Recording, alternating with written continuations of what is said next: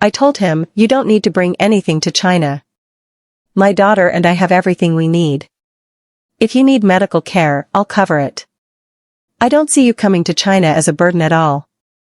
A Swiss landlord, suffering from illness and with no family to care for him, was taken in by a young Chinese man who had lived rent-free in his house for 8 years. As an act of gratitude, the young man made a life-changing decision to bring his former landlord to China and take care of him in his later years. Back in 1999, Song Yang, a 19-year-old from Zhengzhou, had just arrived in the UK to begin his studies. It was his first time alone in a foreign country, and everything felt unfamiliar. Lost and confused after getting on the wrong train, he crossed paths with Hans, a kind-hearted 66-year-old Swiss man. Hans not only patiently taught him how to read the subway map but also struck up a friendly conversation. When Hans learned that Song Yang was Chinese, he became visibly excited. He shared his deep admiration for Chinese culture and invited Song to visit his home so they could exchange cultural insights and hopefully become friends. At just 19, far from home, Song Yang was initially cautious around strangers. But there was something about Hans, his warmth, his sincerity, that made Song lower his guard. Hans spoke candidly about his life. He had always lived alone, had never married, and had no children or close family. Moved by the old man's openness, Song accepted the invitation. At Hans' home, the two connected instantly. Seeing Hans' passion for Chinese culture, Song decided to prepare a full Chinese meal for him, eager to introduce him to the flavors of his homeland. After gathering ingredients, he returned to the kitchen and got to work. When he finally served the dishes, Hans was blown away, lavishing praise on Song's cooking. He ate heartily, clearly overjoyed. As they shared the meal, Hans opened up about his past. He was born in Switzerland in 1933, but his childhood was anything but easy. His mother passed away when he was just 3 years old, and his father remarried. His stepmother was cruel, often denying him food, and his father did nothing to stop the abuse. Unable to endure the mistreatment any longer, Hans ran away from home. He spent years moving from place to place, America, Egypt, trying his hand at various jobs, from selling cars to running a bar. Eventually, he landed a job at the Royal Opera House in London, where he finally settled down and worked until his retirement. Hans proudly showed Song his collection of old photographs, eager to share every detail of his life's journey. Perhaps because of his childhood hardships, Hans never married. Now at 66, he remained alone.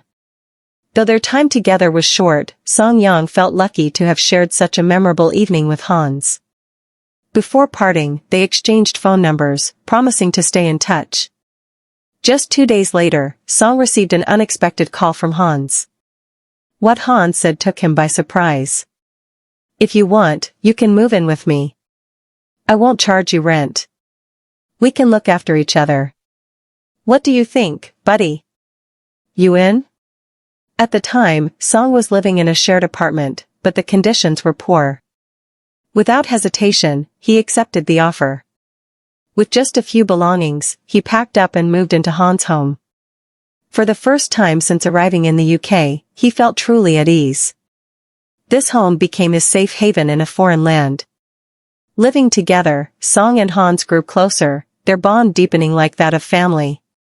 Hans helped Song find part-time work to ease his financial burden. Whenever he discovered something delicious outside, he would always bring some back for Song. Despite their 47-year age difference, they never felt a gap between them. They could talk for hours without running out of things to say. One day, Song was in an accident on his way to work. When Hans got the call, he rushed to his side immediately. The driver responsible for the accident refused to pay for Song's medical expenses. Song, not wanting to cause trouble in a foreign country, was ready to accept the loss and move on. But Hans wouldn't allow it. He insisted that Song stand up for himself, knowing full well that the other party was at fault. With Hans' help, Song successfully got the compensation he deserved. The experience left Song deeply moved. In this unfamiliar land, Hans had given him an unexpected sense of warmth and belonging. From then on, Song took it upon himself to care for Hans. Every morning, he made breakfast for him, handled all the household chores, and accompanied him on grocery runs. With Song around, Han's diet improved, and his overall well-being noticeably changed. Even their neighbors commented that Hans seemed like a different person, happier, more energetic. The two lived together for many years, looking out for each other. Every time Song returned to China, he would bring Hans along, refusing to leave him alone in the UK. Hans, in turn, grew close to Song's family, feeling deeply cared for by them. In 2007, Song graduated and was offered a job at a prestigious company in China. It was time for him and Hans to part ways. Their goodbye was filled with reluctance, but Song reassured Hans that he would visit him often. But shortly after Song Yang returned to China, Hans' life became chaotic. Within just a few months, he fell ill and became alarmingly thin. At his age, he could no longer take care of himself. When Song Yang heard about Hans' condition, he knew Hans had no family to rely on. Without hesitation, he made the decision to bring Hans to China. Hans, more than happy to be with Song again, readily agreed. At first, Song Yang's parents were against the idea. They worried that Hans, being a foreigner without medical insurance, would be difficult to care for if something went wrong. The cost, time, and effort required to look after him seemed overwhelming. But Song Yang was firm in his decision, and eventually, his parents relented. Once Hans arrived in China, Song took him to the best hospital in Zhengzhou for treatment. With the dedicated care of Song and his family, Hans recovered quickly. That hospital visit alone cost Song $10,000. After Hans regained his health, Song brought him home and gave him the largest, sunniest room in the house. He downloaded hundreds of English movies and stocked up on English magazines and newspapers to help Hans maintain his familiar routines. Song's parents and wife treated Hans like family.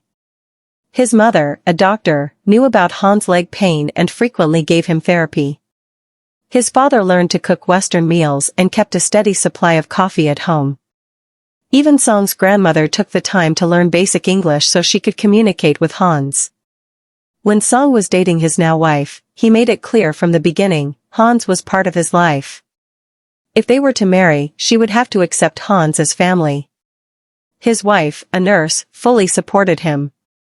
Not only did she have no complaints, but she also took the initiative to care for Hans. In his free time, Hans volunteered in the community, teaching children English and helping out at local events.